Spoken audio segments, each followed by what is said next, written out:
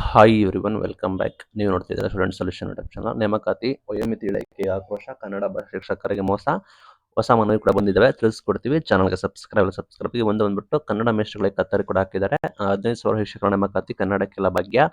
English ಪ್ರೌಢಮೆ ಬಂದ್ಬಿಟ್ಟು ಕಡ್ಡಾಯ ಮಾಡಿರೋದು ಮಾತೃಭಾಷೆಗೆ ಸಮಸ್ಯೆ ಆಗಿದೆ. ಇದು ವಿರುದ್ಧ ಕೆಂಡಾಮಂಡಲವಾಗಿ ಮಾಹಿತಿ ಕೊಟ್ಟಿದ್ದಾರೆ.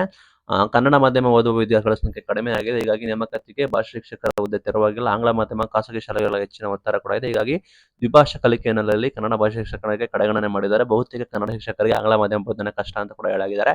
ಏನಾಗಬೇಕಂದ್ರೆ ಭಾಷಾ ಶಿಕ್ಷಕರಿಗೆ 50% ಆಂಗ್ಲ ಭಾಷೆ ಅಂಕ ಪರಿಗಣನೆ ಬೇಡ. ಖಾಲಿ ಇರುವ ಕನ್ನಡ ಭಾಷಾ ಶಿಕ್ಷಕರಿಗೆ ಹುದ್ದೆಗಳಿಗೆ ಅಧಿಸೂಚನೆ ಹೊರಡಿಸಬೇಕಾಗುತ್ತೆ. ಸರ್ಕಾರಿ ಶಾಲೆಗಳಲ್ಲಿ ಇಂಗ್ಲಿಷ್ ಮಯ ಮಾಡೋದು ಇಡನ್ ಅಜೆಂಡಾ ಅಂತ ಹೇಳಿ ಮನವಿ ಕೂಡ ಕೊಟ್ಟಿದ್ದಾರೆ. ಇಲ್ಲಿ ವಿಕಾಸ್ ಕಿಶೋರ್ ಸರ್ ಅವರು ಏನ್ ಹೇಳಿದ್ದಾರೆ ಅಂದ್ರೆ 15,000 ಶಿಕ್ಷಣ ನೇಮಕಾತಿ ಪ್ರಕ್ರಿಯೆ ಕರಡು ಪ್ರತಿಯನ್ನು ಕೂಡ ಸರ್ಕಾರದ ಹಂತದಲ್ಲಿ ಇದೆ. ಶಾಲಾ ಶಿಕ್ಷಣ ಇಲಾಖೆಗೆ ಇನ್ನೂ ಕೂಡ ಆದೇಶದ ಪ್ರತಿ ತಲುಪಿಲ್ಲ ಅಂತ ಕೂಡ ಹೇಳಿದ್ದಾರೆ. ನೋಡೋಣ ಬನ್ನಿ. ಈಗಾಗಲೇ ಕನ್ನಡ ಮಾಧ್ಯಮಗಳಲ್ಲಿ ಮಕ್ಕಳ ಸಂಖ್ಯೆ ವರದಿ ಆಗಿದೆ. ಆದ್ರೂ ಇದ್ರೂ ಕೂಡ ಕನ್ನಡ ಭಾಷೆ ಶಿಕ್ಷಕರನ್ನು ನೇಮಕ ಮಾಡಿಲ್ಲ. ಮಾತೃಭಾಷೆಗೆ ಕಲಿಕೆಗೆ ವಿರೋಧ ಕೂಡ ಮಾಡ್ತಿದ್ದಾರೆ. ಇದನ್ನ ಬದಲಾವಣೆ ಕೂಡ ಮಾಡಬೇಕು ಅಂತೇಳಿ ಕನ್ನಡ ಸಂಘಟನೆಗಳು ಕೂಡ ಮುಖ್ಯಮಂತ್ರಿಗಳಾದ ಡಿ.ಕೆ. ಶಿವಕುಮಾರ್ ಅವರಿಗೆ ಪತ್ರ ಕೂಡ ಬರೆದಿದ್ದಾರೆ. ಏನಂದ್ರೆ ಇಲ್ಲ, ಇದನ್ನು ಚೇಂಜಸ್ ಕೂಡ ಮಾಡಬೇಕು, ಇಂಗ್ಲಿಷ್ ಕಡ್ಡಾಯ ಮಾಡಿರೋದು ತಪ್ಪು, ಕನ್ನಡಕ್ಕೆ ಮನ್ನಣೆ ಕೊಡಬೇಕು ಅಂತ ಕೂಡ ಹೇಳಿದ್ದಾರೆ. ಪ್ಲಸ್ ಈ ಕಡೆ ವಯೋಮಿತಿ ಇಳಿಕೆಗೆ ಆಕ್ರೋಶ ಕೂಡ ಹಾಕಿದ್ದಾರೆ. ವಯೋಮಿತಿ ಅನೌನ್ಸ್ಮೆಂಟ್ ಕೂಡ ಮಾಡಿದ್ದಾರೆ. ನೀವು ಅಲ್ಲಿ ಬೇರೆ ಅದಕ್ಕೆ ಮಾಡ್ತಾರೆ, ಇದಕ್ಕೆ ಯಾಕೆ ಮಾಡಲ್ಲ ಅಂತ ಹೇಳಿ ಅವರಿಗೊಂದು ನ್ಯಾಯ ನಮಗೊಂದು ನ್ಯಾಯ ಅಂತ ಕೂಡ ಹೇಳಿದ್ದಾರೆ. ಜನವರಿಯಲ್ಲಿ ಸಚಿವ ಸಂಪುಟ ಸಭೆ ಮಾಡಿ ನಿರ್ಧಾರ ಕೈಗೊಂಡಿದ್ದಾರೆ. 5 ವರ್ಷ ನಿಮಗೆ ಏಜ್ ರಿಲ್ಯಾಕ್ಸೇಷನ್ ಅಂತ ಹೇಳಿ ಘೋಷಣೆ ಕೂಡ ಮಾಡಿದ್ದಾರೆ. ಬಟ್ ಆದ್ರೂ ಕೂಡ ಇಲ್ಲಿ ಯಾಕೆ ಅನೌನ್ಸ್ಮೆಂಟ್ ಕೂಡ ಮಾಡಿಲ್ಲ.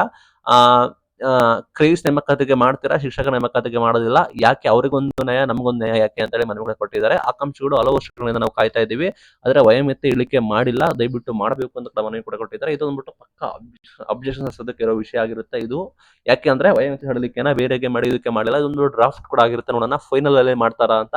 ಇಲ್ಲ ಅಂದ್ರೆ ಖಂಡಿತ ಕೋರ್ಟ್ಗೆ ಹೋಗ್ತಾರೆ, ಮತ್ತೆ ನೇಮಕಾತಿಯನ್ನ ಡಿಲೇ ಮಾಡ್ತಾರೆ. ಯಾಕಂದ್ರೆ ಈ ರೀತಿ ಕ್ರೈಸ್ಗೆ ಕೊಡ್ತೀರಾ, ಫಾರೆಸ್ಟ್ಗೆ ಕೊಡ್ತೀರಾ, ಇದಕ್ಕೆ ಯಾಕೆ ಕೊಡೋದಿಲ್ಲ ಅಂತ ಮನವಿ ಕೂಡ ಕೊಟ್ಟಿದ್ದಾರೆ.